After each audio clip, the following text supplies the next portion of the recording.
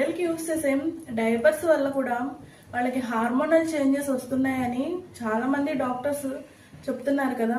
మరి ఒక 1 year use చేసే డైపర్స్ కే ఇంత అవేర్నెస్ కల్పిస్తుంటే లేడీస్ అయిన మనము లైఫ్ లాంగ్ యూస్ చేయాల్సిన శానిటరీ నాప్కిన్స్ గురించి ఎందుకని ఆలోచించట్లేదు మీరందరూ?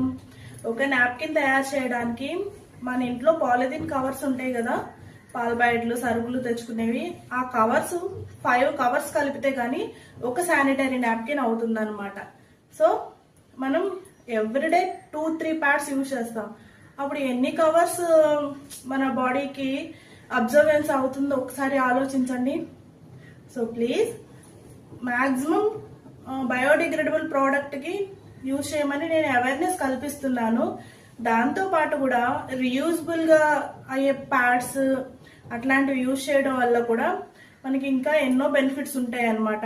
హాలిడేస్ అలాంటి టైంలో ఇంట్లోనే ఉంటాం కాబట్టి రీయూజబుల్వి యూజ్ చేసుకోవచ్చు అనమాట.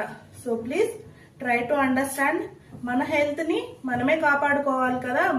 సో అందుకని మీరందరూ రీయూజబుల్ కూడా యూజ్ చేయడానికి ప్రిఫర్ చేయండి, బయోడిగ్రేడబుల్ అండ్ రీయూజబుల్.